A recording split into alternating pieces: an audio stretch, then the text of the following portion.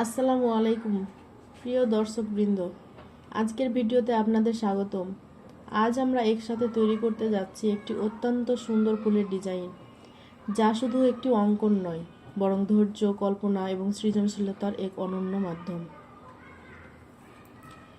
এই ডিজাইনটি আপনার পছন্দ হলে যে কোনো কিছুতে আর্ট করতে পারেন। তাহলে চলুন শুরু করি আমাদের আজকের শিল্পযাত্রা।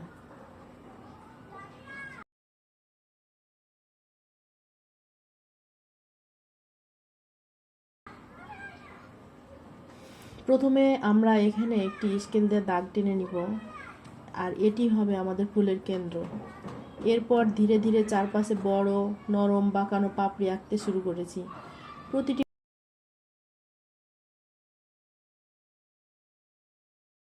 পাপড়ি যেন পরেরটির সাথে সুন্দরভাবে মিশে যায়।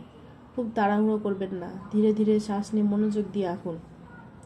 আপনি চাইলে পাপড়ির ভেতরে হালকা রেখা যোগ করতে পারেন, এতে ফুলটি আরও বাস্তবসম্মত ও জীবন্ত দেখাবে।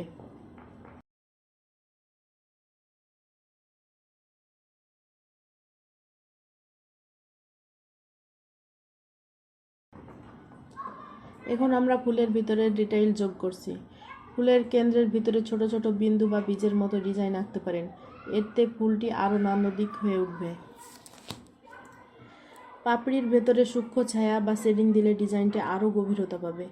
মনে রাখবেন, শিল্প মানে শুধু রেখা নয়, অনুভূতির প্রকাশ।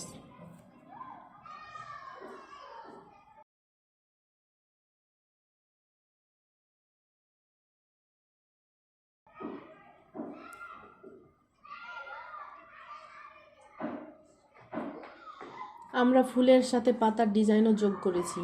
ফুলের নিচে দুটো বা তিনটে সুন্দর পাতা আঁকুন, লম্বাটে বাঁকানো আকারে। পাতার ভেতরের মাঝখানে একটি শিরা টেনে দিন, তার পাশে ছোট ছোট শিরা যোগ করুন।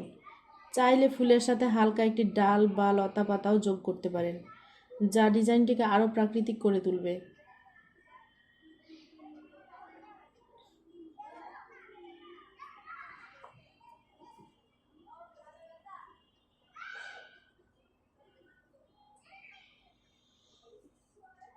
দেখুন কিভাবে নকশাটি আস্তে আস্তে আরও সুন্দর হয়ে যাচ্ছে।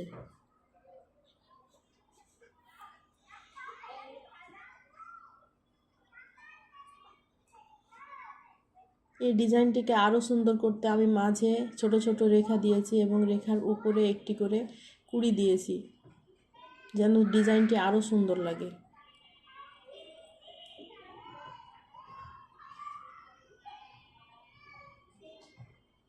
এবং এর মাঝে আমি আরও সুন্দর করে ছোট ছোট ফুল এঁকেছি এবং কিছু পাতাও এড করেছি।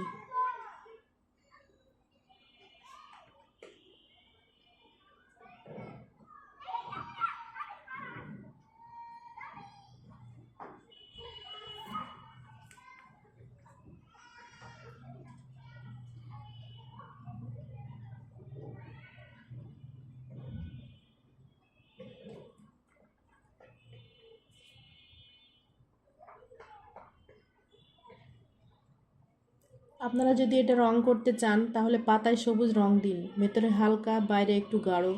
চাইলে ফুলের চারপাশে ছোট ছোট ডট বা মিনিমাল প্যাটার্নও যোগ করতে পারেন। দেখুন, আমাদের সাধারণ আঁকাটি এখন একটি অসাধারণ শিল্পকর্মে পরিণত হয়েছে। এই ছিল আজকের সুন্দর ফুলের ডিজাইন আঁকার যাত্রা। আশা করি এই ভিডিওটি আপনাদের সৃজনশীলতাকে আরও উজ্জীবিত করবে। ভিডিওটি ভালো লাগলে লাইক দিন, শেয়ার করুন এবং আমাদের চ্যানেলটি সাবস্ক্রাইব করতে ভুলবেন না। এমন আরও সুন্দর ডিজাইন দেখতে আমাদের সাথেই থাকুন। সবাই ভালো থাকুন, সুস্থ থাকুন। আল্লাহ হাফেজ।